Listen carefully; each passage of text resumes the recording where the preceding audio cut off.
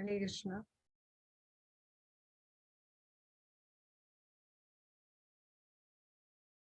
Hare Krishna.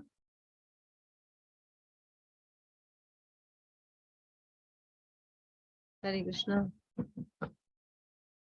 Hare Krishna. Hare Krishna.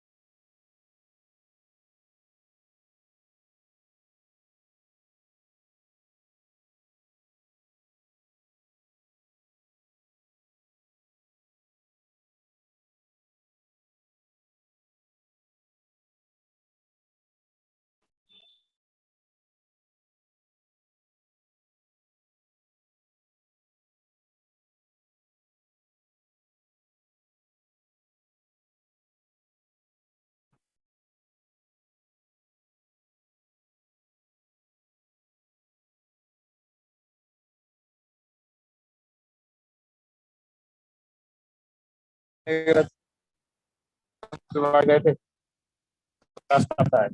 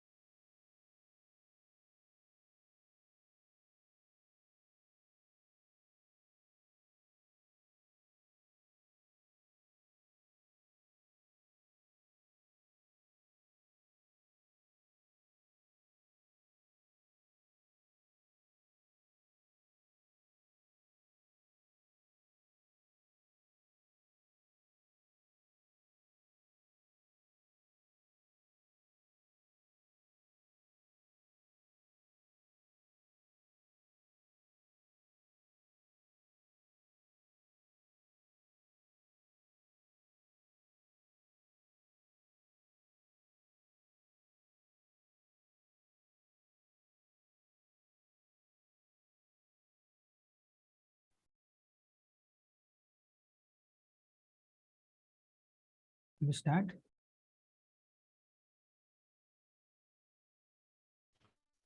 Okay. Okay, we'll start. Om Namo Bhagavate Vasudevaya. Om Namo Bhagavate Vasudevaya. Om Namo Bhagavate Vasudevaya. Om Ajnanatimmirandhasya Jnananjanashalakaya Chakshurunmilitam Yena Tasmai Shri Gurave Namaha. Namo Om Vishnupadaya Krishnapreshthaya Bhutale Srimate Bhaktivedanta Swamin iti namini. Namaste Saraswati Deve Gauravani Pracharini Nirvishesha Sunyavadi Paschatya Desatarini. Jai Shri Krishna Chaitanya Prabhu Nityananda Shri Advaita Gadadharam Shri Vasadi Gaura Bhakta Vrinda. Hare Krishna Krishna Krishna Hare Hare Hare Rama Rama Rama Hare Hare. Hare Krishna. I welcome all the devotees this last session of our first canto discussions. Yesterday we began the 18th chapter of the first canto. In that chapter we covered the first 15-16 shlokas. So in this chapter the sages of Naimisharanya become very eager to hear more and more about Parikshit Maharaj, and they pose a lot of questions about him, and they also describe the glories of the process of hearing Harikatha. They say that, oh Parikshit Maharaj, oh Sutta Goswami, we are very eager to hear, and you are Bhagavat Pradhana, you are one of the most foremost devotees of the Lord. So we are very eager to hear Harikatha from you. And they also spoke about what is that? Tolayamalavena swargam napunarbhavam. All those beautiful shlokas emphasizing the importance and glory of associating with devotees, in contrast with the ultimate results of karma and jnana, which are swarga and apavarga. Okay, so that's about 18th chapter so far, up to 16th shloka, right? 17 also we did, correct. So now we will begin with 18th shloka. In the 18th shloka, Sutta Goswami starts responding to the questions asked by, or eagerness expressed by, the sages of Naimisharanya. Sutta Goswami says, I don't have the shloka here, I'll recite from the book. So 18th shloka he says, Aho vayam janma bhrto dyahamsa vruddhana vrittyapi viloma jataha daushkulyamadhim vidhunoti shighram mahattamanam abhidhana yogaha. Sutta Goswami is saying that Aho vayam janma bhrto adyahamsa. We are born in mixed caste. So Sutta Goswami is not known to be coming from a great dynasty from a material perspective. I don't exactly know what's his background, but he says, I am born in a mixed caste. But still we are promoted in birthright simply by serving and following the great people, advanced in knowledge. Vruddhana vrittyapi viloma jata. Although I am coming from viloma jati, I am vruddha anuvrittyapi. I followed the footsteps of vruddhas. Vruddha is not just an aged person. Here vruddha means one who is advanced in knowledge. Daushkulyamadhim vidhunoti shighram. In the association of great devotees, the faults like daushkulyam, the faults like being born in a bad kula and all, they will be eradicated completely. Mahattamanam abhidhana yogaha. So association of devotees will release us from the disqualifications of inferior birth and all. Ultimately, birthright is not the main thing. Mahaprabhu says that Naham vipro na cha narapater napi vaishyo na shudro Naham varani na cha grahapater no vanastho yatirva Kintu prodyan nikhila paramananda purna mritabdher Gopi bharto padakabalayor dasa dasa anudasaha Naham vipro na cha narapatir napi vaishyo na shudro. Means I am not a Brahmana, I am not a Kshatriya, I am not a Vaishya, I am not Shudra, I am not a Brahmachari, I am not a Grahastha, I am not a Vanaprastha, I am not a Sannyasi, I am not anything. And who are you? Gopi bhartuha padakamalayur dasa dasa dasanudasa. I am a servant of the servant of the servant of the master of gopis, that is Krishna. Okay. Next, 19th shloka, Sutta Goswami says, Kutaha punargranato namatasya mahattamaikanta parayanasya Yonanta Shaktir Bhagavanananto Mahadgunatvad Yamananta Mahuhu.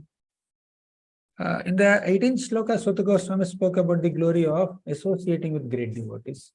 In the 19th shloka, he is speaking about the power of holy name. Kutaha punar grunato namatasya.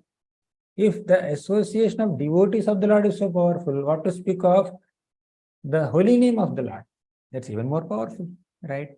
So the personality of God had unlimited in potency and transcendental in attributes is called Ananta. Yo Ananta Shaktir Bhagavan Ananto. Bhagavan is called Ananta because he has Ananta Shakti. Mahad Gunatva Didanantam Ahuhu. Okay. Next, he said that although I am trying to glorify the Lord now, it's not possible to completely glorify the Lord. He is humbly expressing in the 20th shloka. Etavatalam nanusuchitena gunair asamya natishayanasya hitvetaran prarthitayo vibhoter yasyang hrirenum jushatena bhipsoham. He said that, dear sages, although I am glorifying the Lord, I cannot do it adequately. Because the Lord's glories are unlimited. Even great devatas cannot glorify him sufficiently. They cannot obtain the favors of goddess of fortune even by prayers, but that very goddess of fortune, Lakshmi Devi, renders service to the Lord. Okay. Hitva itaran prarthayato vibhutir yasyanghri renum jushate anabhipsohu. So Mother Lakshmi is very attached to the lotus feet of the Lord, although he is not attached. Okay. So yes. Garbhodaka Sai Vishnu, he begets Brahma in one sense, okay, from his navel, but not in the womb of Lakshmi Devi. Okay. So Lakshmi became the mother of Brahma because she happens to be the wife of the father of Brahma. What is the relationship between a person and the father's wife? Naturally, mother, right? So that's how Lakshmi became the mother of Brahma. Otherwise, there is no, she has not given birth to Brahma. So further, our Sutta Goswami says in the 21st shloka, only Krishna can be called the Supreme Lord. Athapi yat pada nakhavasrishtam jagadvirincho apahritarhanambaha sesha punatyanyatamo mukundat ko nama loke bhagavat pradhanaha. He is saying that Bhagavat Pradhana is one who has accepted Bhagavan as his topmost object of life. Who can be worthy of the name of the Lord except Krishna?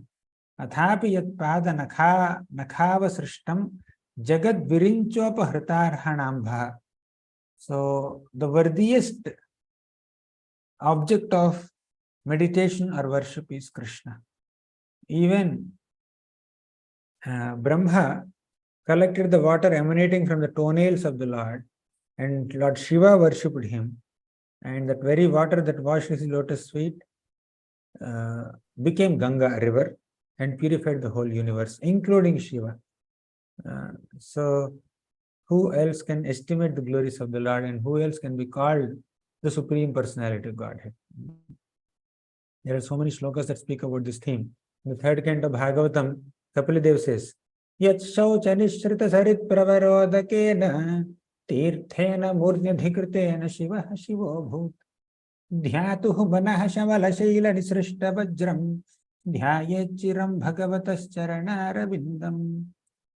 So yat shaucha nishrita sarit pravarodakena means that water that washed the lotus feet of the Lord purifies all the three worlds.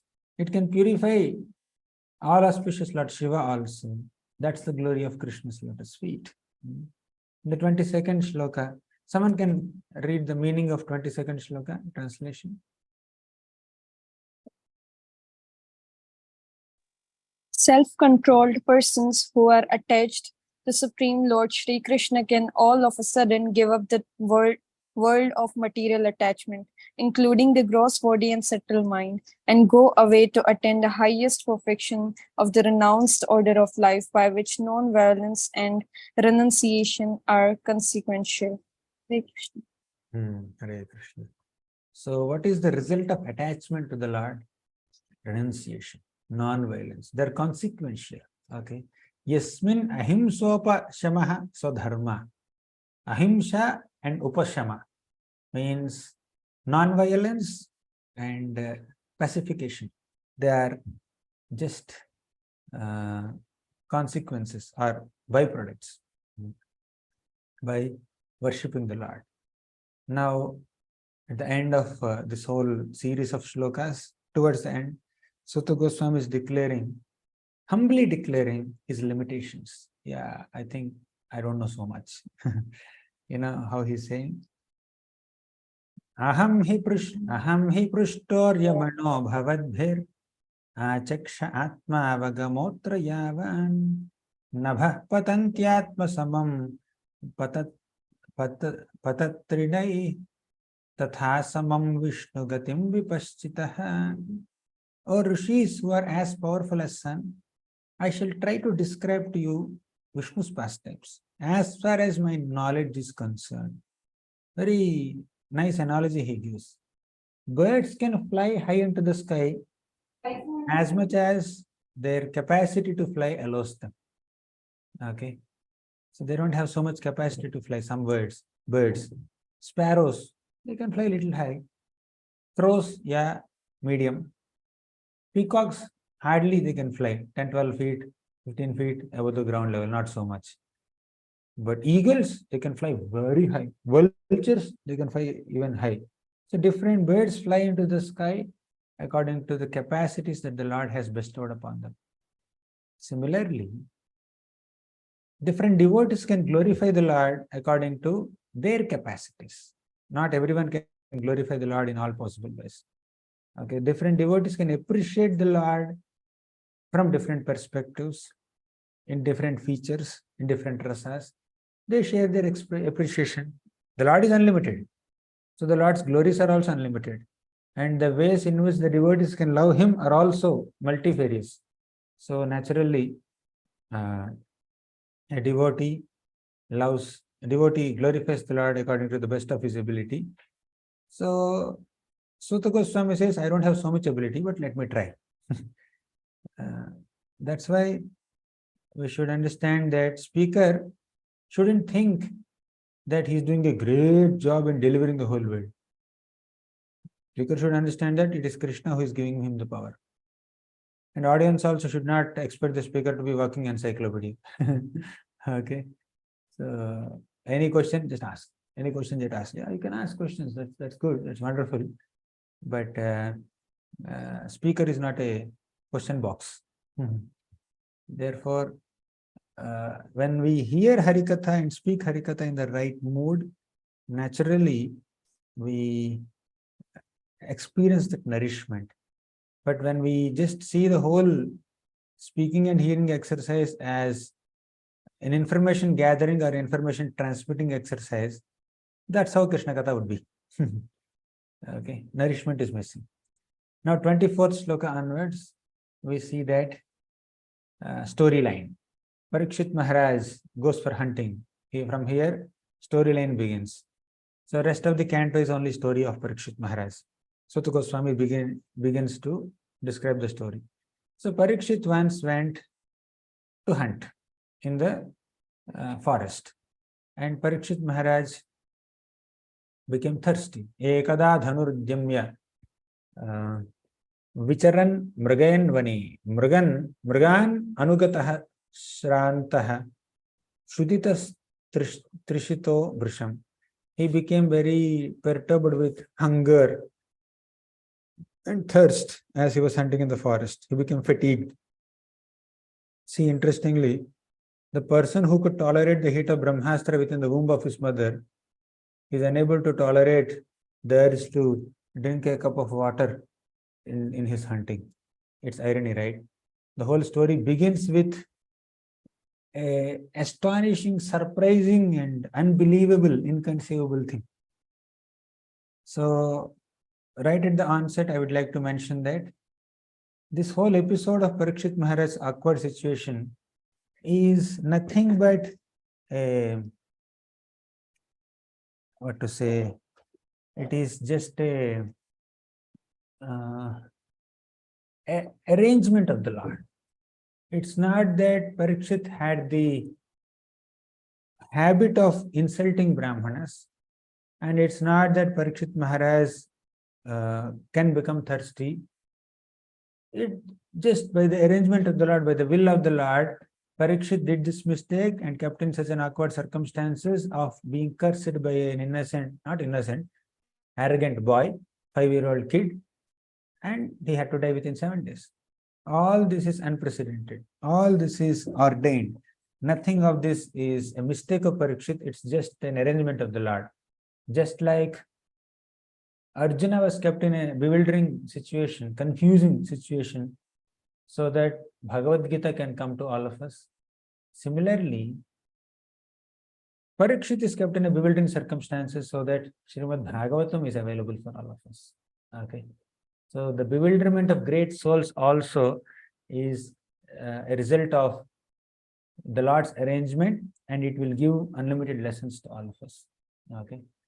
So Parikshit Maharaj became fatigued and he was searching for a lake. Is there any water body here? He was searching everywhere. And he entered this hermitage of Shumi Krishi and saw Shumi Krishi silently sitting in meditation. Then 26th shloka. The says, please read the translation. It's a storyline. We'll just go fast. Please read translation. The Muni's sense organs, breath, mind, and intelligence were all restrained from material activities, and he was situated in a trance apart from three: wakefulness, dream, and unconsciousness, having achieved a transcendental position qualitatively equal with the Supreme Absolute. So Prabhupada writes that transcendental position is attained by three processes: Jnana, Yoga, and Bhakti. Jnana, theoretical knowledge. Yoga, realization is there, but mainly through the psychological functions of the body. Then psychological functions. Then Bhakti Yoga is more about emotions connected to the Lord, service to the Lord. So these are three types of yogis, and this yogi is definitely, he is doing his devotional meditation. Okay. And 27th shloka says that in his meditation, the sage just closed his eyes and he was covered by the skin of a stag, and he had long compressed hair and scattered all over him. And the king, who was very thirsty, asked him water. Oh sage, can you give me some water? And naturally the sage did not respond. 28th shloka says that because the king was not formally welcomed and the king was not offered any seat or place or water, etc., he became extremely neglected and became very angry. So what does Shikshashtakam tell us? Trinadapi sunichena tarorapi sahishnuna amanina manadena kirtaniyaha sada harihi. A devotee does not expect respect from others. A devotee is willing to give all respect to others. And Parikshit is one of the greatest devotees. Okay. So how Parikshit Maharaj, how come Parikshit Maharaj become angry at the sage, that too at a sage in meditation? It's totally inconceivable and it's unbelievable, right? So Vedic law of guest reception is that you should respect a person at home in all respects. So when even Jarasandha in Magadha, when Krishna, Bhima and Arjuna approached him, they were given royal reception by Jarasandha. And even with them, when they were fighting for 28 days, during the day they would fight. At the time of, during night, they would sit together as friends and guests. They'll happily chit-chat. But during the day, they will fight, risking life and death. So that's how sportive our kings used to be in the Vedic days. So guest reception is very important, and somehow this sage could not receive the guest because of his meditation. Genuine reason. It's not a conscious neglect. It is an unintentional, circumstantial failure in receiving a guest. So that should be understood by Parikshit Maharaj, and is not supposed to behave in this way, but he did it. He behaved in this way. But what is the reason? The reason is that he was influenced by the Lord's will. It is the Lord who has ordained the whole thing. On any ordinary circumstances, Parikshit can never be disrespectful to any sage. Okay, to become desperate for water and to become angry when you are desperate for water, it's not unnatural. But here, Parikshit is not just a king. He's a saintly king. He's not just a Raja. He's a Rajarshi, Raja Rishi. Okay. So he's supposed to exhibit saintly qualities, but he did not. Okay. Therefore, it's little surprising. But if you see this whole thing as a will of the Lord, it's not surprising. Devotees are always under the protection of the Lord. 29th shloka. Please read the translation.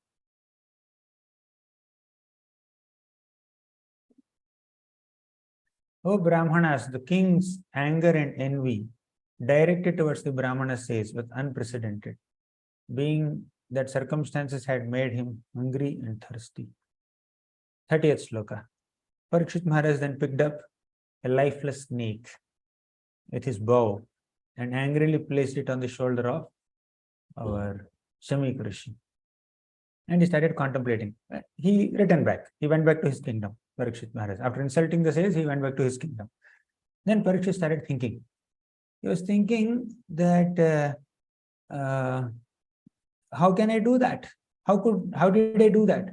He began to contemplate and argue within himself whether the sage was actually in meditation with eyes closed, or he was just pretending just to avoid deceiving a lower kshatriya. Sometimes he want to avoid someone, he pretend to sleep, pretend to meditate, pretend to look in another direction. You want to ignore someone. Okay. So Parikshit Maharaj did not mean to insult the sage, but he managed to put a dead snake around the neck of the sage, so that we all can get this book incarnation, Srimad Bhagavatam, Grantharaj. So Bhagavatam gives much fascinating information about the pastimes of the Lord, like Rasa Leela. Okay, being distressed by hunger and thirst was only a show, because Parikshit was never disturbed by glaring heat of Brahmastra released by Ashwatthama. So we need to accept the will of the Lord. When we are malleable by the will of the Lord even becomes a subservient to such a devotee. Okay. So next, 32nd shloka. This Shringi has a son named Shamika had a son named Shringi. He was just playing with some young boys, and he has heard that his father has been insulted in this way by the king. And the boy became very furious. Okay. So Kali Yuga began. This is the beginning of Kali Yuga, by the way. Kali Yuga began before only. But Kali Yuga could not exert his influence because of Krishna's presence. And Kali Yuga could not exert his influence because of Parikshit Maharaj's presence. Therefore, now Kali Yuga started picking up pace when Parikshit Maharaj insulted the sage, and when this Brahmana started cursing Parikshit Maharaj. So hatred for lower orders of society began from this incident. In the Vedic society, everybody is respected for what he is, what he can do, what he can contribute to the other sections of the society. Brahmanas are happy giving charity. Kshatris are happy getting guidance and ruling. Vaishyas are happy doing whatever business they can manage. Shudras are happy serving all the other sections of the society. So everybody is happy. But in Kali Yuga, beginning stages, people started looking down upon the so-called lower castes, Shudras and all that. Now here is a Brahmana looking down upon a lower caste of Kshatriyas. Okay. So, but, and who is this inexperienced boy, Shringi? He started criticizing all the Kshatriyas for one Kshatriya's mistake, circumstantial mistake. But did Parikshit Maharaj condemn entire Brahmana race just because one of them did some injustice? Okay. So, for the mistake of one person, we should not condemn an entire dynasty or race. That's really bad. Okay. So Shringi, let's see what he did. 33rd shloka. Aho adharmaha palanam pivanam bali bhujamiva swaminyagam yaddasanam dvarapanam sunam iva. He is so arrogantly saying that just look at the sins of these kings. Just like crows and watchdogs at the door, they are supposed to sit outside, but see their sins. They are desiring to come inside the house dine with the master on the same plate. So Brahmanas are considered the head or brains of the social body. Kshatriyas are considered the arms or hands of the body. They're supposed to assist each other. Hands are supposed to move according to the head or brain. But if the hands are moving without direction of the brain, they may do something random, which may be very harmful also. Okay. So Shringi justified his father's inhospitality. Father is supposed to show some hospitality to the guest, but he did not show. He could not show for a genuine reason. He was in meditation. But Shringi's interpretation is different. Shringi was not thinking that, oh, my father could not receive the king. We could not serve an atithi. That's a mistake on our part. He was not thinking like that. He was thinking that, why should we receive these kshatriyas? They are like watchdogs. They are like crows. They are supposed to be standing outside the home. And how can they expect us to come to how can they expect us to give water to them, food to them? Are we their servants?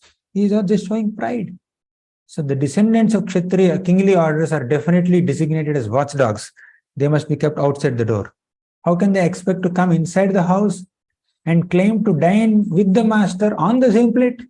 Okay, this was his issue. 34th sloka, he says that. Shringi, he was so proud, so arrogant. He says that when we give way to pride, prestige, and ego, and become overly self-righteous and self-absorbed, selfish, we are allowing Kali to enter us. As simple as that. When we are humble, taking a lower position, although we can counteract things, still we are humble, we are tolerant, then the tolerance gives rise to Srimad Bhagavatam. Okay. Parikshit's tolerance gave birth to Bhagavatam. Shringi's intolerance gave way to Kali Yuga. Getting right? So Shringi was so intolerant, so proud, so egoistic, so self-centered, so puffed up, and he allowed Kali to flourish. And Parikshit was so tolerant, humble, and respectful, satisfied, grateful. He gave birth to Srimad Bhagavatam. So Parikshit also is a powerful person. If he has the power to stop Kali, doesn't he have power to punish a 5-year-old kid? And he counter curse a 5-year-old child? He can do that. Effortlessly he can do that. But out of his humility, he just kept silent. He did not do anything. Okay.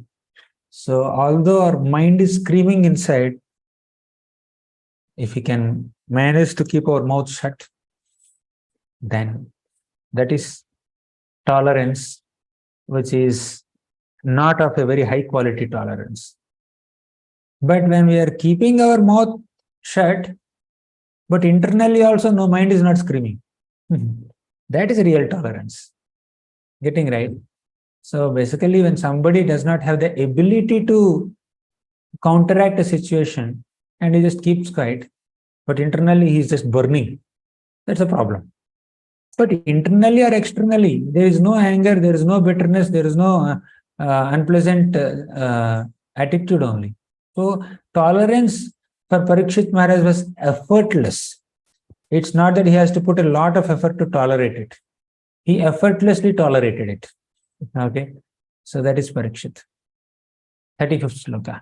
Krishne gate bhagavati shastripa utpatha gaminam tadbhinna seton adyaham shasmi pashyatame balam. Can someone read the translation? After the departure of Lord Sri Krishna, the personality of Godhead and supreme ruler of everyone, these arts are finished, are protected being known. Therefore, I myself shall take up this matter and punish them. Just witness Nepal. Okay. So Parikshit, Shringi is saying that Krishna departed from this world, and that's why this Parikshit Maharaj is behaving like this. So if Krishna has departed from this world, does it mean that there is no protector of dharma? I am there to protect dharma. See, Shringi is like indirectly or directly thinking himself as Krishna in one sense. If Krishna is not there to punish, I will take up this matter. I will punish. Okay, just see my power. So whatever power he had, Shringi had, he misused it. So that misuse of Brahmanical power marks the beginning of Kali Yuga. Okay. Read 36 and 37 translations. The son of the Rishi, his eyes red hot with anger, touched the water of river Kaushika while speaking to his playmates and discharged the following thunderbolt of words. The Brahman's son cursed the king thus: on the 7th day from today, a snake bird will bite the most wretched one of that dynasty, Maharaj Parikshit, because of this having broken the law of etiquette by insulting my father. So these are the plans of the Lord. So Prabhupada writes in the purport, circumstances under which Parikshit Maharaj was cursed were simply childish. Shringi was showing his impudence amongst his playmates. Like they were innocent. In one sense, this kid is also innocent. Innocent or ignorant or arrogant, whatever you may say. He is not very experienced. He is not very intelligent. He doesn't have so much of self-control. He is totally childish. Okay. Any sane man would have prevented him from doing so, doing such a great harm to all human society by cursing the king. So no elder was there. This is an inexperienced kid. He's surrounded by many other kids, and he said, I will curse him. He had some little power because of being a Brahmana, because of being the son of a sage, whatever. For some reason, he has some power. His words have some power. He just curse. Childish curse. It's a childish curse. Such are the plans of the Lord. He just puts people into such bewildering situations. So, Parikshit Maharaj, such a great king, he was cursed by a small 5-year-old kid. He had to die in 7 days by the curse of a 5-year-old boy for such a small offense that he has committed. If he has put a dead snake around Shamik Rishi, okay, Shringi can put 2 dead snakes around Shamik Rishi. but what is this? He's asked to die only. He's cursed to die. So these are bewildering ways in which the Lord deals with his pure devotees. Okay. So Parikshit Maharaj, in this 37th shloka, he is addressed as Kulangara, or wretched of the dynasty. But actually speaking, this boy, this Brahmana boy, he is Kulangara. He is wretched of his dynasty. So Parikshit Maharaj was described as the worst of Kshatriyas. But actually Shringi is causing defame to the Brahmana dynasty. Okay. Then 38th shloka. Shringi comes back to his home. He was playing somewhere nearby, but he came back and he saw his father. And the father is still in meditation. And the snake is there around father's shoulder. Shringi did not even come to his home and confirm whether someone has done it or not actually. He heard from somewhere and he impulsively cursed him. And after cursing him, he is coming and checking the scene. Okay. He came there and he saw this snake on the shoulder of his father. He became very grief-stricken. He started crying very loudly. Then this basically they are coming from the family of Angira Rishi. So when the child started crying so loudly, then Shamik Rishi slowly opened his eyes and saw dead snake around him. He did not pay any attention to it. He just took the dead snake and then threw it away. And then he came to the boy. He said, why are you crying, my dear son? So basically, Shamik Rishi was not at all insulted. He did not take that insult at all. Shamik Rishi just saw this snake around him. He just took it and then threw it as if it's sometimes some hair may fall on the on the shoulder, or some kurta, some, what is it called?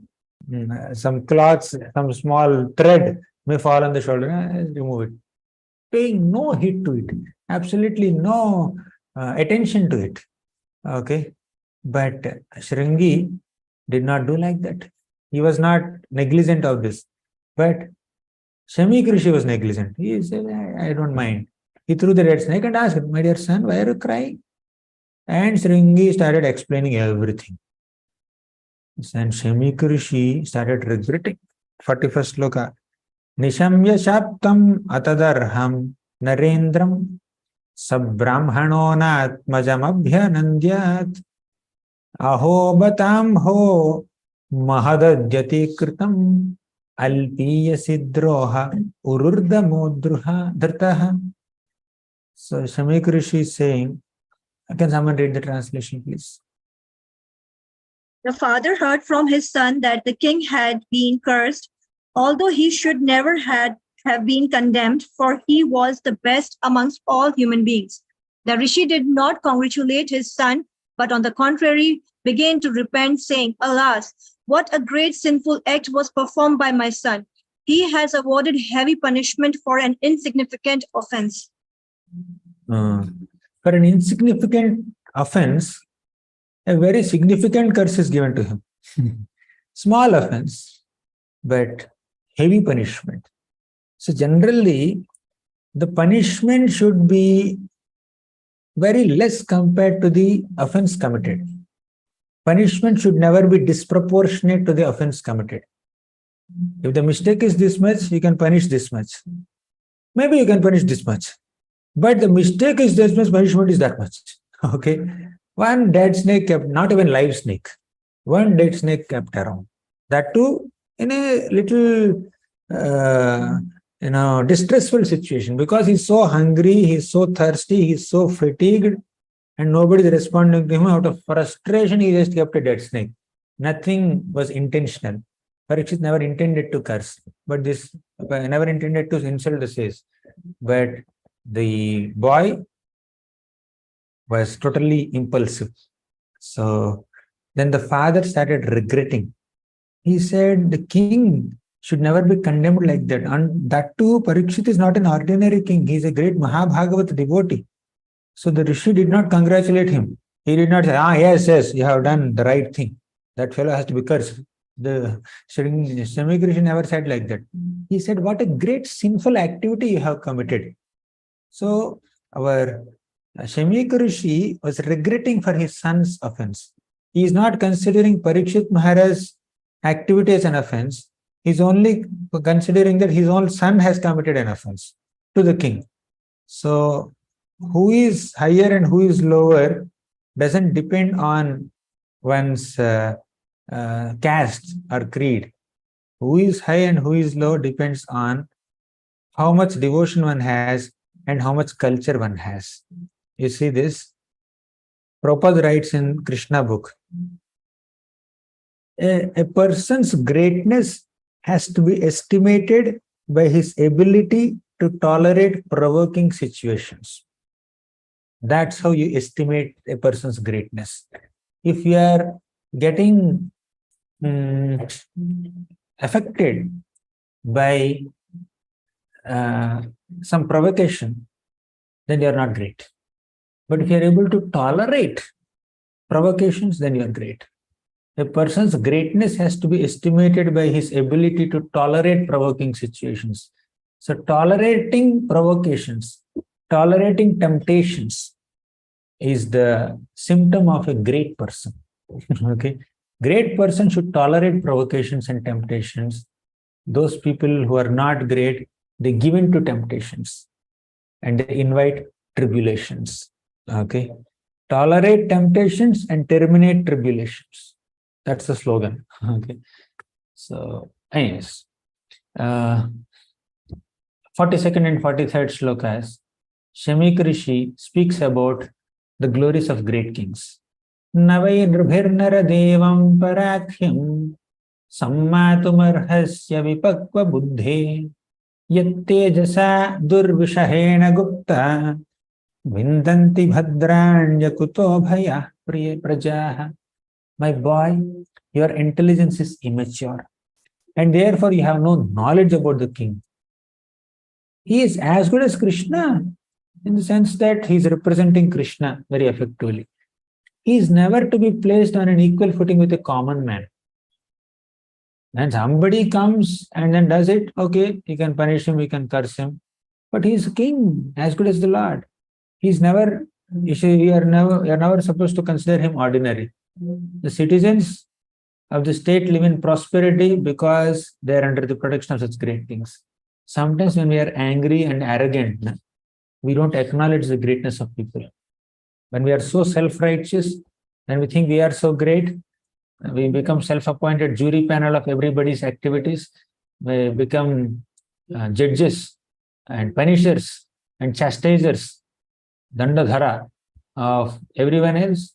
We criticize people lavishly. We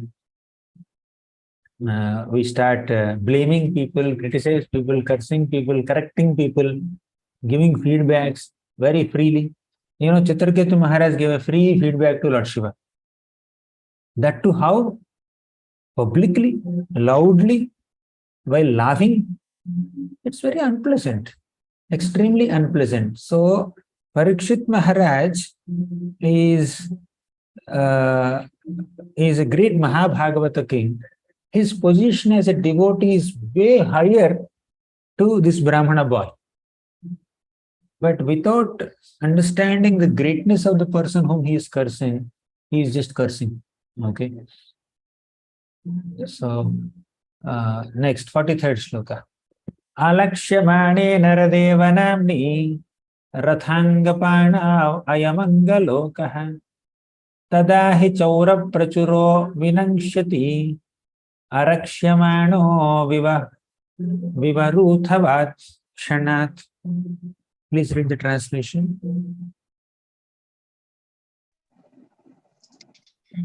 My dear boy, the Lord who carries the wheel of a chariot is represented by a monarchical regime, and when his regime is abolished, the whole world becomes filled with thieves, who then at once vanquish the unprotected subjects like scattered ants. So, he is a great representative of the Supreme Lord. He is very efficiently and responsibly taking charge of the kingdom. He is like monarch. So Prabhupada gives a difference between monarchy and democracy in the purport. So you can please go through that. So basically monarch has to be respected and not cursed. Okay. So due to termination of monarchical reigns and plundering of people's wealth by rogues and thieves, there will be great social disruptions. Prabhupada, right? I mean, 45th and 44th and 45th slokas. 44th purport says that. Next, drawbacks of democracy. You can please go through that. They're like normal. 45th translation, someone read. At that time, the people in general will fall systematically from the path of progressive civilization in respect to the qualitative engagements of the caste and the orders of the society and the Vedic injunction. Thus, they will be more attached to economic development for sense gratification. As a result, there will be unwanted population on the level of dogs and monkeys. So when an able monarch is not ruling the kingdom, then naturally thieves and rogues will prevail, and population will come to the level of dogs and monkeys. Okay. Dogs and monkeys, they have no discrimination in sense gratification. They will do anything and everything. Okay. So now he came specifically to the case of Parikshit Maharaj. Dharma palo narapatihi satu samrat brhatshravah sakshan mahabhagavato rajarshir hayamedhayat. Kshutrut Shrama Yuto Dino Naivasma Chapamarhati. Emperor Parikshit is Dharmapala. He is ruling righteously. Narapatihi is a king. Samrat is an emperor. Brihadshravaha is very popular. Sakshan Mahabhagavatam is an exalted devotee. Rajarshi, he is a saintly king. Then Hayamedhayat is is a great performer of so many sacrifices, horse sacrifices. Then Kshitrit Shrama Yuto Dino. Kshitrit means out of hunger, out of thirst, out of fatigue. Dina, he has come to take some water at our hermitage. We are supposed to offer him water. Because we could not do that, we should feel guilty, but we are offering him curse. Okay, you are supposed to offer food and water and you are offering curse. Instead of feeling guilty, you are feeling angry. What is this? Mistake on our part, not your part, not his part. Right? When a guest comes to you, you are supposed to treat him well. For not treating him well, you are supposed to feel guilty. But instead of feeling guilty, you are becoming angry and cursing him. So this is Kali Yuga. Kali Yuga means galti bhi unka hai, gussa bhi unka hai. Right? So people who commit mistakes, they also become angry. That is their style. Kali Yuga people, especially those who are in Brahmana category here. It means even higher sections and supposedly great people also will act with lack of self-control. Okay. So, Shauryam Tejo Dhritir Daksham Yudhe Chapya Palayanam Dhanam Ishvara Bhavasya Kshatram Karma Swabhavajam. So, in this book it's mentioned, the 18th chapter Bhagavad Gita shloka is quoted here. Kshatriya is supposed to exhibit all these qualities, and Parikshit had all these qualities, definitely. So because he's a small child, you can't even punish him. See the Lord's arrangement. So this Shringi happens to be such a small kid, so he cannot be given feedback also. He cannot understand also. So Seth started praying for the Lord, praying for the boy. He said, Apapeshu svabhrityeshu balena pakva buddhina papam kritam tad bhagavan sarvatma kshantumarhati. He said, Apapeshu svabhrityeshu balena apakva buddhina. This child is immature, apakva. Bala is child, apakva buddhi means immature intelligence, no intelligence. Papam kritam tad bhagavan, oh Lord, this boy has committed a great offense to your devotee. Sarvatma kshantum arhati, please forgive him. So, why the sage has to beg forgiveness for his son? Because son committed an offense. The sage never considered Parikshit's activity as an offense. He only considered the boy's curse as an offense. Okay. So from Shringi's example, we should learn what not to do. When someone else commits a mistake, we should not get over it, get overreact. We should not overreact to it. So Shringi is teaching that, and we should not do Vaishnava Aparadh. Parikshit Maharaj's example is that he is teaching us to be tolerant and not retaliate too much. Just accept things as will of the Lord. So it's the Lord's desire. Why is Brahmana's son made responsible? Very nice statement by Prabhupada. Just give me 1 second.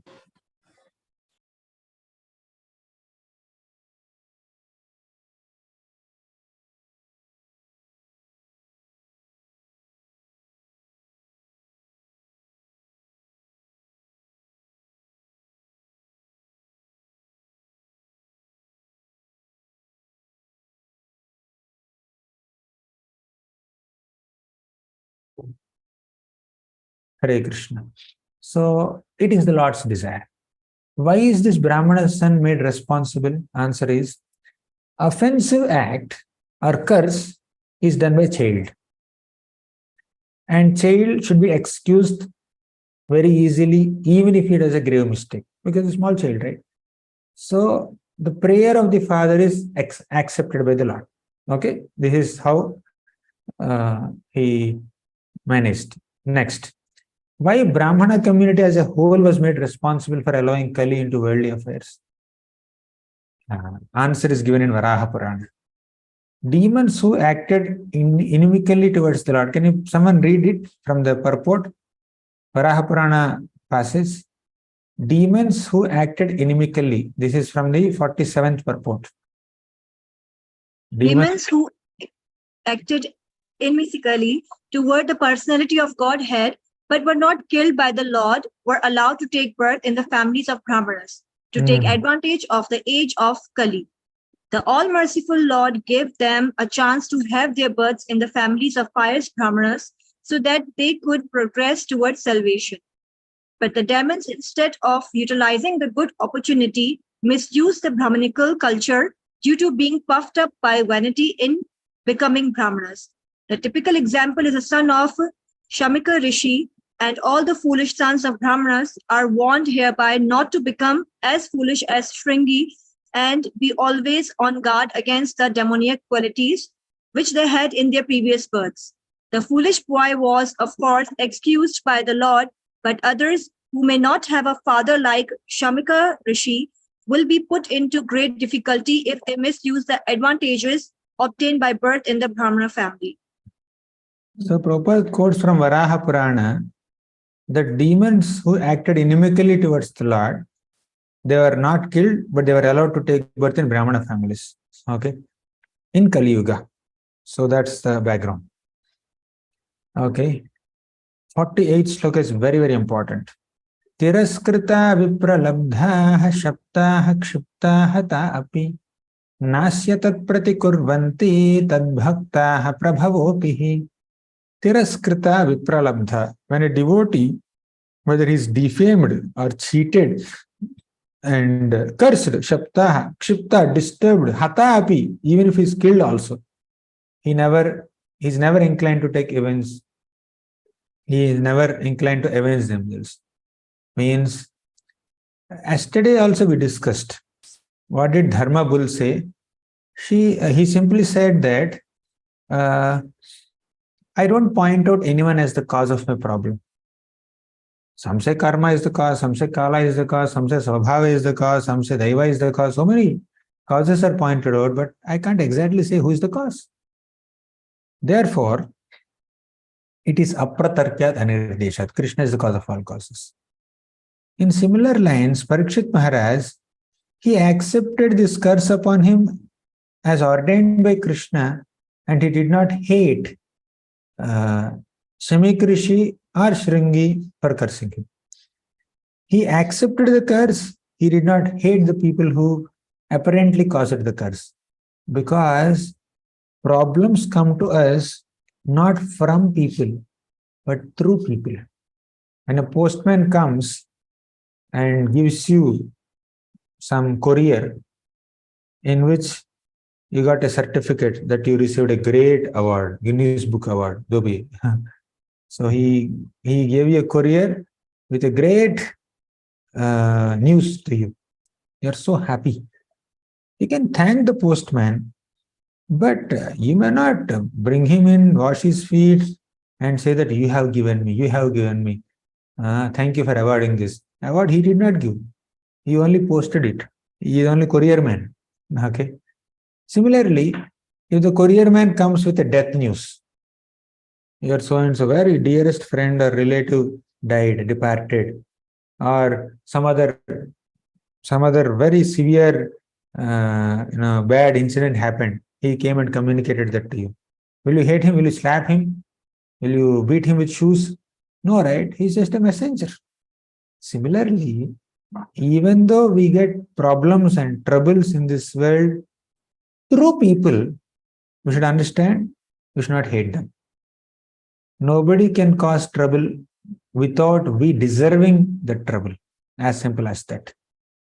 We should, when we deserve a suffering, deserve punishment, we will definitely be punished wherever we are, whatever it may be. So when we deserve punishment, punishment comes to us through somebody, not from them. Ultimately, it is the cause of that misdeed is we only. Okay. So next, the Shamik Rishi showed kindness to his son because he's a child. He must be.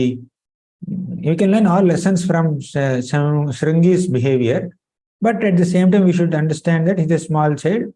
Therefore, he can be easily excused. But he knew pure devotees callous about worldly advantages or reverses. As such, devotees are never inclined to counteract personal defamation, curses, or negligence. Devotees don't care for personal affairs, but in the case of their being performed against the Lord, other devotees, they take strong action. Okay. So, next, 49th shloka, very beautiful. Iti putra kritaghena sonu tapto mahamunihi swayam viprakrito ragna naivagham tadachintyavat. The sage thus regretted the sin committed by his own son. He did not take insult paid by the king very seriously. Now, every single line of this purport is important. The reason is, Prabhupada summarizes the whole episode in just one nice purport. Please read the purport. The whole incident is now cleared up. Maharaj Parikshit's garlanding the sage with a date's neck was not at all a very serious offense, but Shringi's cursing the king was a serious offense. The serious offense was committed by a foolish child only, therefore he deserved to be pardoned by the Supreme Lord. Although it was not possible to get free from the sinful reaction, Maharaj Parikshit also did not mind the curse offered to him by a foolish Brahmana. On the contrary, he took full advantage of the awkward situation, and by the great will of the Lord, Maharaj Parikshit achieved the highest perfection of life through the grace of Srila Shukadev Goswami.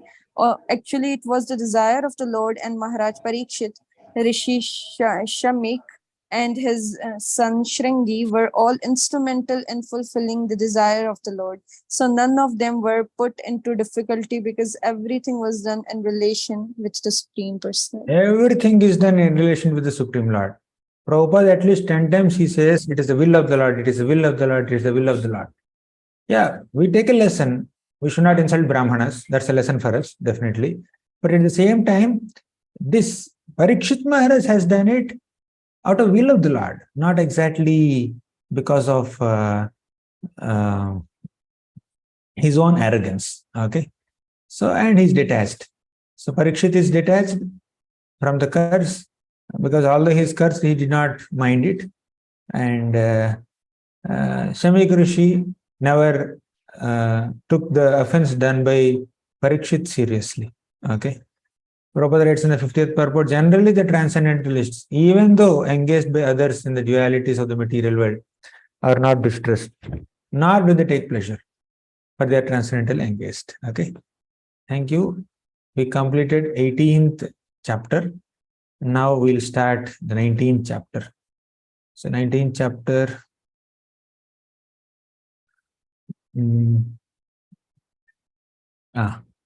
So in the 19th chapter, Sutta Goswami says that Parikshit Maharaj, when he came back to his palace, he was regretting. He was feeling so bad. He was thinking that, how can I behave with a sage like that? It's not at all appropriate on my part to misbehave with the sage. So he was regretting so much. In the first sloka, it says that while returning home, Parikshit felt, even on the way only, what a heinous activity I have committed. I was so uncivilized. The Brahmana is powerful and spotless, but I have offended him. Mahipatistu atha tat karma garhyam. I have done garhya karma, abominable activity. Vichintyam atmakritam sudurmanaha. Sudurmanaha means durmana means bad mind. Sudurmana means extremely bad intelligence. So Prabhupada writes brilliant purports in this section. He says that devotees are naturally faultless, but sometimes they may also commit some mistakes accidentally, not intentionally. See, mistake is a mistake if you don't learn from it. Mistake is a mistake if we consciously commit it. Even if we unconsciously commit, some mistakes have serious repercussions. However, unintentionally, accidentally, incidentally, circumstantially committed mistakes, sins, when you sincerely regret for them and try not to repeat them, then all the reactions to that unwillingly committed mistakes are burnt in the fire of repentance. Okay. When a devotee does a mistake, first thing is he doesn't do it intentionally. But when he realizes that he has done a mistake, he admits it. Realize it or admit it. Regret for it. Okay. And don't repeat it. Rectify it and remember it. By remembering the mistake, yes, we have to remember the mistake so that we don't repeat the mistake. Secondly, when we remember our own mistakes, you know what happens? When we remember our own mistakes, tomorrow or after some time, if we do something great, then we may feel proud. People are appreciating, Prabhu, you have done so great thing. So people are appreciating, they're clapping. Then we may feel, yeah, I'm so great. But at that time, if you remember that 10 days back, I have become angry. 20 days back, I have become lusty. Okay. Last month only, I have slapped that fellow. Right? If we remember our past mistakes, then it will protect us from pride now. Today I did something good, people are praising me. But some time back, I was at this level. My consciousness was poor. I was full of shortcomings. If I don't remember my previous fallen condition, if I become proud of my current elevated condition, then I will just make a fool out of myself. So instead of becoming proud of being in a high position, we can be grateful to all the people who brought us from this fallen situation to that high situation. So remembrance of our past mistakes will make us humble, will keep us humble. Okay. When we commit a mistake, it should make us humble. Yeah, I'm not perfect. I do so many mistakes. So it will humble you. Okay. But when we remember a mistake, that will keep us humble. Okay. If we don't remember our past mistakes, our current good activities will make us feel proud. So, and also we overcome our mistakes because of the help of so many people, support of so many people. So that will make us feel very grateful to them also. Thank you. So, second shloka, Parikshit Maharaj said, due to my negligence of the instructions of the Lord, I must expect some calamity. I must expect some difficulty in my life. So, when you commit a mistake, expecting punishment is common. But you know what Parikshit did? He desired a punishment. I desire without reservation some calamity that should come upon me, so that I can be freed from this offense and I will not commit that offense again. So, expecting punishment for a mistake is common, but he's desiring, please let me be punished. I should be punished for the mistake that I have done. So, how many people are there? Basically, you know what happens? When you commit a mistake, when you commit a sin, offense, and if you are not punished for it, there's a good possibility that you may repeat the same mistake. Okay. Like Indra, he created such havoc in Vrindavan. He created a devastating rainfall in Vrindavan to destroy all the Brajavasis. Indra did that mistake. Not mistake, it's a great offense. But Krishna just excused him out of his kindness. And Indra also inside he was thinking, oh my God, I may be punished, I may be punished. And Indra was not punished only, as per his expectation. He just wanted to be forgiven by Krishna, and Krishna forgave. He did not want to be punished for his mistake, and Krishna did not punish. But that same Indra, who made such a great mistake and is forgiven for it, he repeated a similar mistake. In Govardhan Lila, Krishna forgave and left him. And in Parijata Lila, when Krishna and Satyabhama went to heavenly planets to get Parijata tree, at that time, Indra came to fight with Krishna. The same Krishna who forgave him earlier, he became an object of Indra's wrath again. So this is life. When we don't accept either voluntarily or when it comes on its own, if we don't accept punishment for our mistakes, there is a good possibility that we may repeat the same mistakes again. But honest people are those people who try to, who sincerely undergo the necessary reaction to one's mistakes without justifying. So we are supposed to rectify our mistakes, not justify the mistakes. There's a difference between justification and rectification. Okay. So, anyways, our Parikshit Maharaj desired a mistake, desired a calamity upon him for insulting the Brahmana, so that he wouldn't commit the same mistakes again, and his sins should not affect his descendants or citizens. Sometimes when we commit offenses, someone else also can suffer. Those who are on the side of the person can suffer. Say somebody steals and then runs away. Then police will go for an inquiry to his home. Thief is escaping, he is living somewhere happily, his family members are caught, isn't it? So when we commit a mistake, our mistakes can affect other people also. So anyways, so next, by suffering personally, he will restrain himself from future sins. Third shloka, he says, our Parikshit Maharaj says, I am uncivilized, sinful due to my neglect of Brahmanical culture and God consciousness and co-protection both. So therefore I wish that my kingdom, strength and riches burn up immediately by fire of Brahmana's wrath, so that in future I may not be guided by such inauspicious attitudes. Very profound consciousness. Parikshit is not at all in a mood to escape his mistakes or justify, but he is genuinely desiring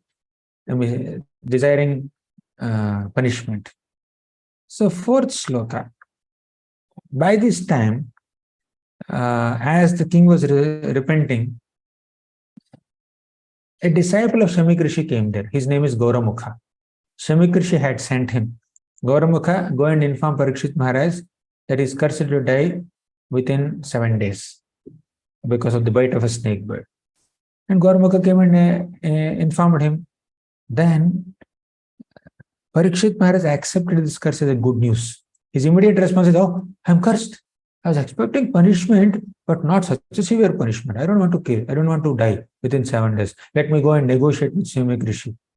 Okay. He can give me punishment, but not so much. So much fine is too much. Okay. He was not thinking like that. He said, I deserve it. And he accepted it as a good news. And he also thought that it is a great cause of my indifference towards worldly things. Let me be indifferent towards worldly things. So Parikshit heard the news from a student, Gauramukha, like that.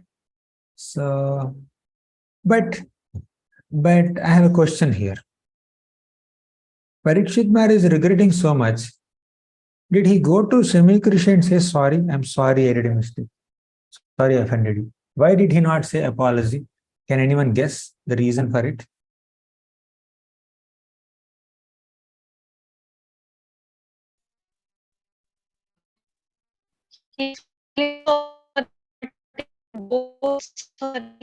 We can't hear at all. It is cracking the voice. Maybe he doesn't want that Shamik Rishi's mind get changed. Correct. That's correct. He never wanted negation of the curse. He can experience the curse. Okay. Anything else? Hare Krishna.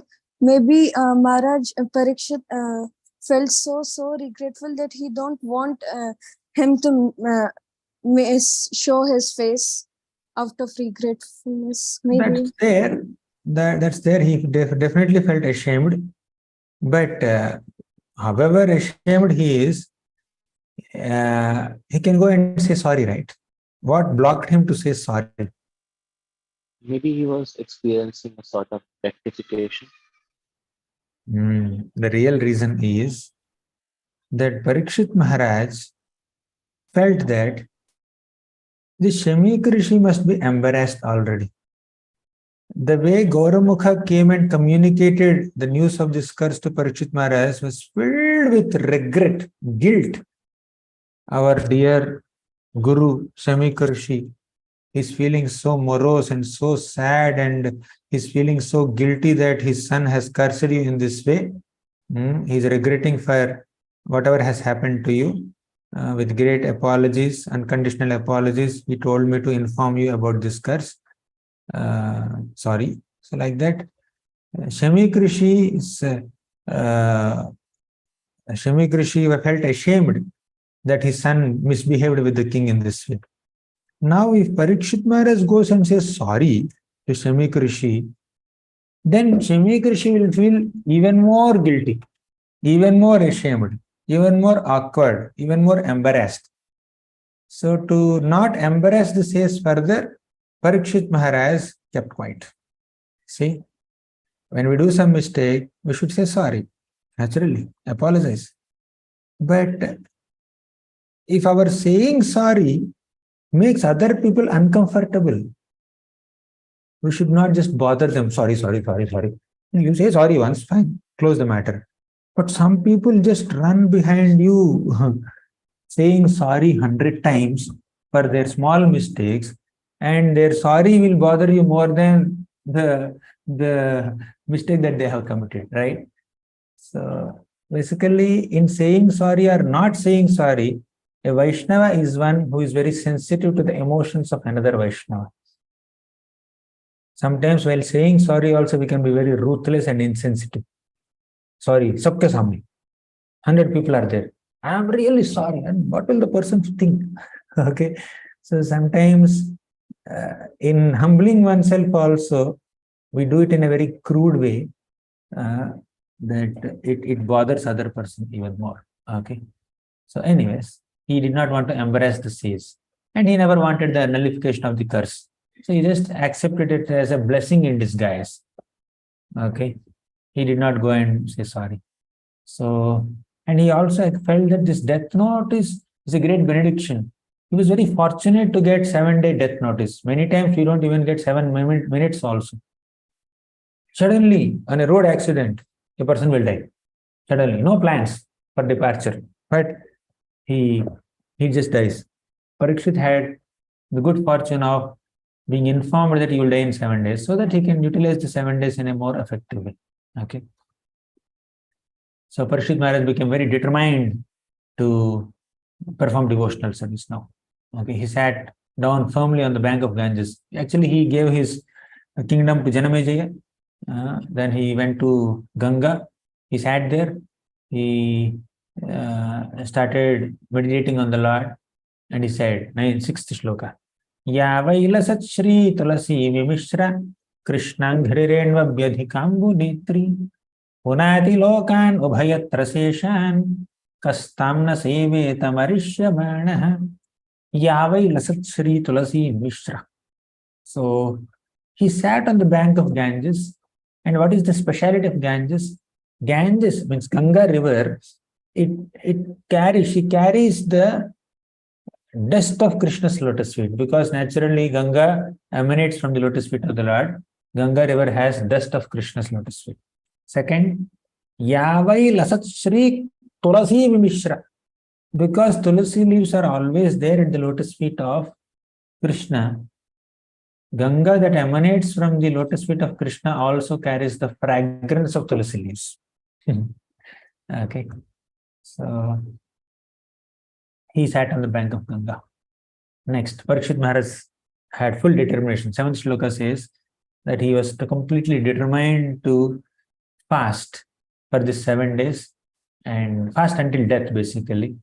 He did not want to eat his favorite foods in the last 7 days. Oh, I only 7 days. Today I will eat idli, tomorrow I will eat dosa, after tomorrow I will eat paratha. He's not making a plan how to enjoy these 7 days. But he is completely detaching himself from all kinds of attachments. So next, 8th shloka. As if someone has sent a broadcast WhatsApp message or updated on Instagram, so many sages just gathered at the bank of Ganga river.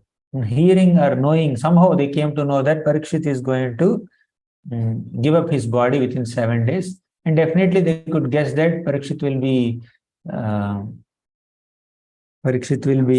hearing Bhagavatam also. So all of them came there as if they are invited by somebody.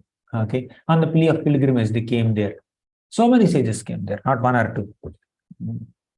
Then who are the sages? 9th and 10th shlokas tell us. Atri, Chavana, Sharadvan, Harishtanemi, Bhrugu, Vasishta, Parashara, Vishwamitra, Angira, Parashurama, Utathya, Indrapramada, Idmavahu, Medhatithi, Devala, Arishtasena, Bharadwaja, Gautama, Pippalada, Maitreya, Aurva, Kavasha, Kumbhoyini, Dvaipaya, Vyasa, and even Naradmuni also came there. Vyasdeva and Naradmuni also came there. And there are many other people. Anye cha devarshi brahmarshi varya rajarshi varya arunadayascha nanarshyeya pravaran sametan abhyarcha raja sirasa bhavande. So when so many brahmarshis, rajarshis, devarshis, so many people came there, Parikshit Maharaj humbly bowed down at their lotus feet. Generally, at the last stage of one's life, this humble method adopted by Parikshit Maharaj is very effective. When you fall at the feet of somebody, especially at the last stage of your life, you will be forgiven from all your mistakes. All your offenses are excused. So let us fall at the feet of people, okay, not to embarrass them again. So following authority. All the rishis and others had seated themselves comfortably, humbly standing before them with folded hands, told them of their decision, of his decision to fast until death. So any decision, however important it may be, should be confirmed by some authority. That makes the matter perfect. If we take independent decisions without consulting superiors, if you are disobedient, not that we have to bother them for every small thing, but if something major decision is there, it's always good to consult senior people and take their opinion and then move ahead as much as possible with their blessings, with their permission, with their approval. Okay. So submissiveness to authority is very important, especially in spiritual life. Okay. So next, Parikshit Maharaj expressed his gratitude. 13th shloka, he says, Aho vayam dhanyatama nripana mahattamanugrahaniya shilaha Ragnam kulam brahmana pada shochad durad srishtam batagarhya karma. He said, we are so grateful. Dhanyatama. We are extremely grateful. We are grateful to receive favors from all of you great souls. You are generally, you consider royalty like refuse to be rejected at a distant place. Parikshit, out of his humility, he is feeling that we are like dustbins, okay? We are kept far away from your homes. So you consider us like that. So, but you have come here to me. It is my great fortune to be able to see so much of, so many sages in my last stages of life. Okay, Parikshit Maharaj is basically grateful and humble, not at all proud. So in fact, he felt little pride. What is this pride? He happened to be the descendant of great devotees. Such pride for devotees is certainly not equal to the puffed up sense of vanity of her material prosperity. Parikshit felt slight tinge of pride, which is positive pride, spiritual pride, that, oh, because I am the descendant of great Pandavas, today I got this opportunity to associate with all the sages. This so-called pride is basically attributing the credit of having so many sages around him to his forefathers, his grandfathers, Pandavas. Okay. 14th shloka. He says, the curse that I received in my life is only because of the Lord's intervention. The Lord has kindly allowed me to undergo this punishment. Okay, I am very grateful. So curse also is the Lord's plan. Basically, the first chapter of Bhagavatam says, Tapatrayon Mulanam. Bhagavatam is Tapatrayon Mulanam. Means Bhagavatam will destroy the Tapatrayas. How? A devotee, although he is undergoing so many difficulties, a devotee sees misery as mercy of the Lord. He doesn't see misery as misery. He sees misery as mercy of the Lord. So Parikshit was able to do that. 15th sloka. Tammopayatam pratiyantu vipra gangacha devi dhrtachitta mishe dvijopasrishtaha kuhakaha takshakova dashatvalam gayata vishnu gatha. So tammopayadam pratiyantu vipra gangacha devi dhrtachitta mishe. I am not at all afraid of the magical bird or snake that the sage has created. Let that bird come and bite me. I have no issue. I have completely surrendered myself to Mother Ganga and also the Supreme Lord and all of you Brahmanas. So all I want now is to hear Harikatha. Dashatvalam Gayata Vishnu Gatha. All of you sing the glories of Lord Vishnu. I'll sit and hear. That's all I want to do. Prabhupada writes that this is an atmosphere that guarantees one to go back to Godhead. Atmosphere created by the presence of great devotees on the bank of Ganga. Parikshit's complete acceptance of the lotus feet of the Lord was sufficient guarantee that he will go. Parikshit himself is surrendered to the Lord, and on top of it, he has the association of so many great sages. Surely he will go back to Godhead. But Parikshit felt that even if I don't go back to Godhead, even if I have to take birth again in this material world, I don't mind. That's what he says in the 16th sloka. But he has three conditions. Punascha bhuyad bhagavatyanante ratihi prasangascha tadashrayeshu mahatsu yam yam upayami srishtim maitriyastu sarvatra namo dvijebhyah. Punascha bhuyad bhagavatyanante. If I have to take birth again in this world, all I need is three things. Bhagavatyanante ratihi. I just want rati for Lord. I want love for Krishna. Bhagavatyanante ratihi. Let me show the shloka and then tell the meaning. This one, yeah, back. Punascha bhuyad bhagavatyanante ratihi prasangascha tadashresu. Punascha bhuyad means if I have to take birth again in this world, I need three things. Number one, Bhagavati anante ratihi. I want love and affection for the Lord. Second, prasangascha tadashrayeshu. I want the association of those who have taken shelter of the Lord, the devotees. Next, mahatsuyamyam upayami srishtim maitriyastu sarvatra namo dvijebhyah. Third is maitriyastu sarvatra. I want friendly relationships with all living beings. O Dvijas, O Brahmanas, this is my story. This is my aspiration. So these are the worthiest aspirations of devotees, right? So Prabhupada says that devotee is like a good son of father. The pure devotee does not desire the company of a personality as great as Brahma, but he prefers the association of a petty living being provided he is a devotee of the Lord. Bhagavat sangi sangasya matyanam kimutasisha. What else can be a greater benediction than association of a devotee? In this way, Parikshit was fully equipped with all favorable conditions. He is perfectly self-controlled and he sat on the seat of straw and he was happily waiting for them to speak Harikatha. Okay, and he was blessed by Devatas also. 18th sloka says that his decision to fast until death is appreciated by even great Devatas also. They showered flowers and started beating musical instruments. Okay. Then, 19th sloka. All these sages approved. Yes, very good, wonderful, amazing. You can fast, you can hear Harikatha. That's the best way of living your rest of your life. The sages were very pleased by seeing Parikshit Maharaj. They're naturally very much inclined to do good to common people.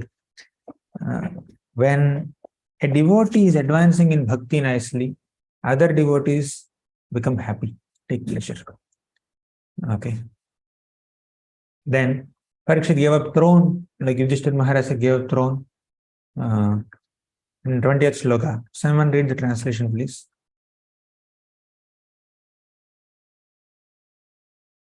20. The sages said, O chief of all saintly kings of the Pandu dynasty, who are strictly in the line of Lord Krishna, it is not at all astonishing that you give up your throne, which is decorated with the helmets of many kings, to achieve eternal association with the personality of Godhead. Okay.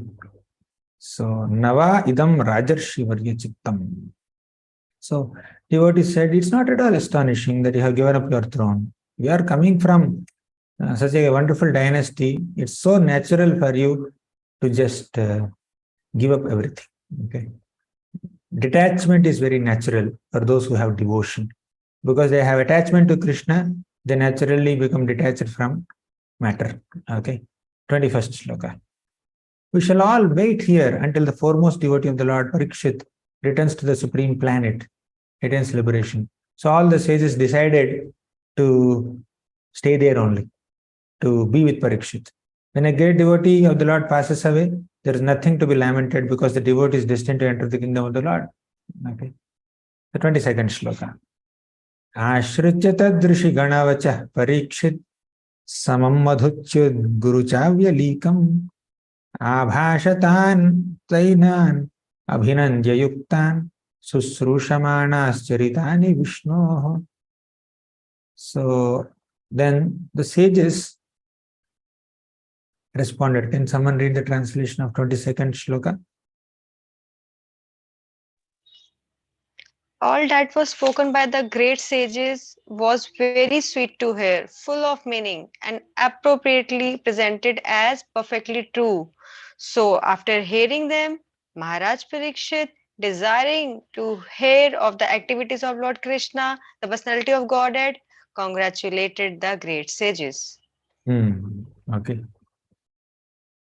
So very sweet to hear. Then Parikshit Maharaj glorified the sages in the next shloka. I'm going to summarize now. 24th shloka. Parikshit had two questions, very profound questions. Tatascha vah pruchyatamimam tatascha vah pruchyatamimam vipricche vishrabhya vipra iti krityatayam sarvatmana mriyabanaischa krityam shuddham cha tatra mrishatabhiyukta. O trustworthy Brahmanas, I now ask you two questions. Number one, what is the unalloyed duty of everyone in all circumstances? And what is the duty of a person who is specifically about to die? Die. So, two questions. And all the sages did not answer the question or could not answer the question. All of them looked in the direction where Parikshit is about to come. Sukadeva Goswami is about to come. So they were feeling that let Sukadeva Goswami come and give answers to these questions. And Sukadeva Goswami actually came there. No one has called him on WhatsApp call. No one has informed him, so and so date, so and so time, you have to come here. Here is the Zoom link. No one said that. So he just appeared there by Krishna's will. Okay. So when Sukadeva Goswami appeared there, Parikshit became very, very happy. So he was surrounded by so many children and women, and he dressed as if others had neglected him. His physical features were described. 26th and 27th shloka describe the physical beauty of Sukadeva Goswami. So you can go through that. Then 28th shloka. The sages honored Sukadeva Goswami. His beauty is described further. Shyamam sadapi vyavayonga lakshmya strinam manognam ruchirasmitena pratyuthitaste munayah svasanebhyah tallakshanagnaapi gudha varchasam. So all the sages honored Sukadeva Goswami nicely in the 28th shloka. Then 29th shloka. Parikshit Maharaj's response. Savishnu Rato Atithaya Agatya. Seeing his Atithi, seeing his special guest, Parikshit Maharaj became very happy and he started speaking to Sukadeva Goswami from the 30th shloka.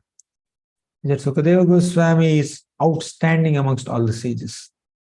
Sasamritastatra mahan mahiyasam brahmarshi rajarshi devarshi sanghaihi vyarocatalam bhagavan yathendur graharkshatara nakarai paritaha.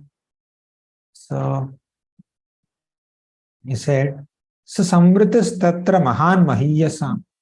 Sukadeva Goswami came to answer the questions asked by Parikshit Maharaj, while many other people could not answer. Okay. So Sukadeva Goswami is a perfect spiritual master and Parikshit is perfect disciple. Their combination is so beautifully described in the 31st shloka. Prashantamasīdamakuṇṭhavedhasam munim nripo bhagavato bhyupetya pranamya mordhanavahitaha kritanjalir natva girāsūnrtaya vapruchat. Prashantamasīnamakuṇṭhamedhasam. Sukadeva Goswami is prashantam, very peaceful. Asinam, he sat nicely. Akuṇṭhamedhasam, he has unlimited intelligence. Munim nripo bhagavato abhipetya. Okay. So when he was asked by our Parikshit Maharaj some questions, he was ready to answer with absolutely no hesitation. And Parikshit is a perfect disciple. Natva gira sunruta yanu avaprichat. He inquired with very sweet words, politely, with folded hands. He bowed down before him. So physically, mentally, at heart, he is completely submissive to his spiritual master. You know what Parikshit asked in the 32nd shloka? Next series of shlokas are very profound. Aho adya vayam brahman satsevyaha kshatra bandhavaha kripayatithi rupena bhavadbhis tirthakah kritaha. Aho adya vayam brahman. Today we have become extremely successful. O Brahmana. Satsevyaha kshatra bandhavaha. Although we are kshatra bandhava, although we are not qualified kshatriyas, because somehow maybe we must have served some great people. Okay, we became eligible to serve some great devotees like you because we are fortunate. Kripaya atithi rupena, out of your mercy you have come here as atithi.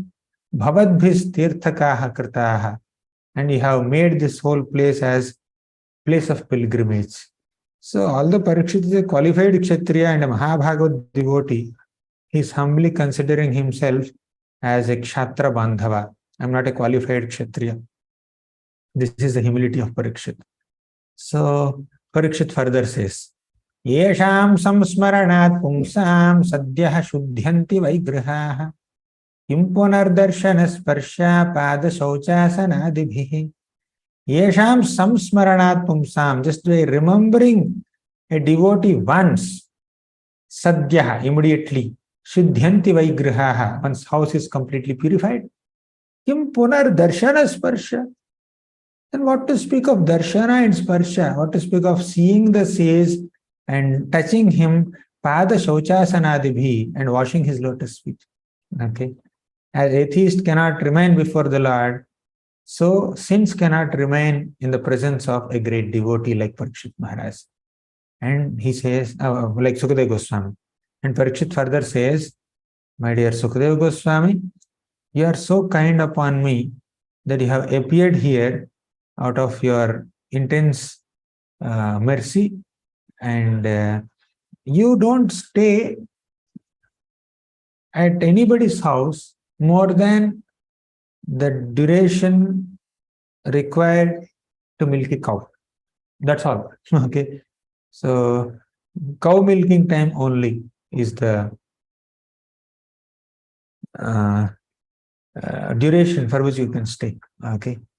So now 34th sloka he says, Sannidhyate mahayogin patakani mahantyapi sadyo nashyanti vaipumsam vishnoriva suretaraha. All sins are completely destroyed when you are present. Prabhupada that a ghost affected room Prabhupada was living in. He was not at all affected. So ghost cannot remain as soon as we chant the holy name of Krishna. Okay.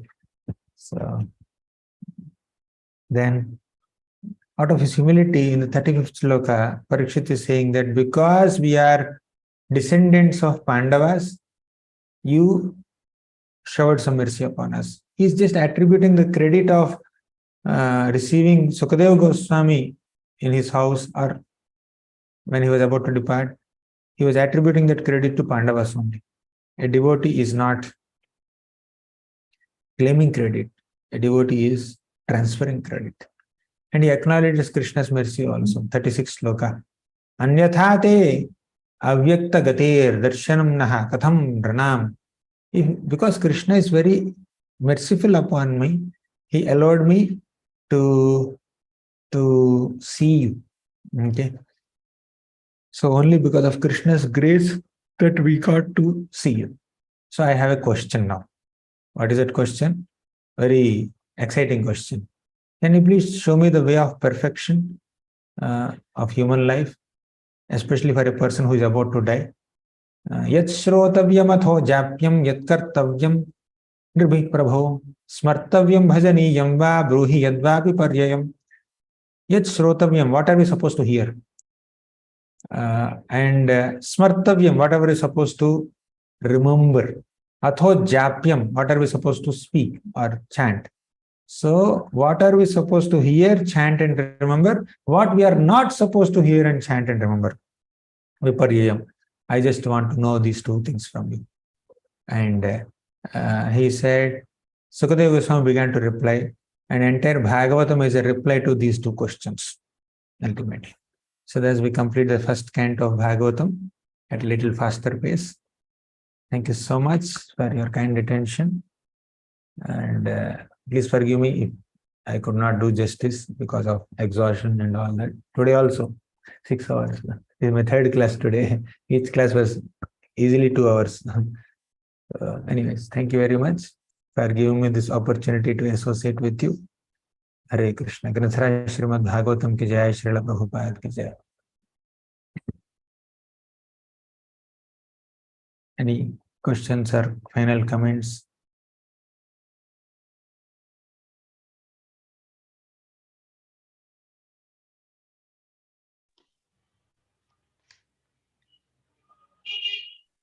Okay, then we'll conclude. Thank you very much. Hare Krishna. Hare Krishna Prabhuji. Hare Krishna Prabhuji. Please, thank you so very much for your time. Thank you so very much for your association. I know that you are really you really have a very busy schedule. You gave us sessions, and I don't know that, but we really want you that if possible, please bless us with your association in our module 2 also. I can request you for this. I really want to request you for this. And thank you so very much for your time, Prabhuji.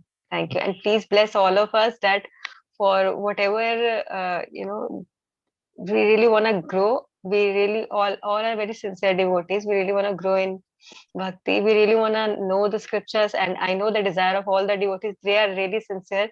Please, you are a very serious devotee. Please bless all of us that we may understand the essence and we learn and we preach. Hari Hari, my humble prayers for all of you. May you study Bhagavatam nicely and then preach Bhagavatam. That's the best way of living life. Hare Krishna. Roji, I have a small question. Yeah. Yes, Prabhu. Prabhuji, I have a question that you already said that when we chant the Hare Krishna Mahamantra or Hari Nam, so that the ghost will go away. But we also hear the cases from our present acharyas that those are Brahma Rakshasas. They hear the prayers, even Narsimharti, and they won't go away, and they start enjoying that. So how is this possible? So that Mahamantra is not affecting them or not making them away from this. Who is that? I don't know the story. What is this? Prabhuji, I heard this from this Krishnanand Prabhuji many times. That one of the brahmacharis' sister was there in Mayapur and she got affected, being captured by one of the Brahma Rakshas. Oh, And so like this. So they were chanting Hare Krishna Mahamantra, reciting the Bhagavatam also, then also that the Brahma Rakshas was not leaving her. So I don't know, Prabhu. I don't know this incident. Okay. one I know from my temple, we have seen personally, one brahmachari was there and his mother was being captured like this, and there were many brahmacharis being reciting that Bhagavatam and also chanting Hare Krishna Mahamantra, and nothing was working there also. Mhm. It also depends on the Lord's will. Sometimes when someone has to be purified in a certain way, the Lord allows someone to face certain reversals in life, probably to announce their glories to everyone, or some little purification may be pending. So that's how things happen. Unpleasant circumstances also happen in the lives of devotees. So Krishna, when he says, Ananyas Sintayanto mam yedinaha paripasate tesham nityabhayuktanam yogaksham vahamiham. It's not that Yogakshemam Vahamiham means Krishna will ensure that whatever my devotees like, I'll give. Whatever they have, I preserve. Yeah, that's the basic meaning of the shloka. That means when a devotee doesn't have a car, will Krishna give car? When devotees do not have some so and so number of dollars, Krishna will arrange for it. Whatever is favorable for their Krishna consciousness, Krishna will give. Whatever is unfavorable for their Krishna consciousness, Krishna will remove from them, or he will not give.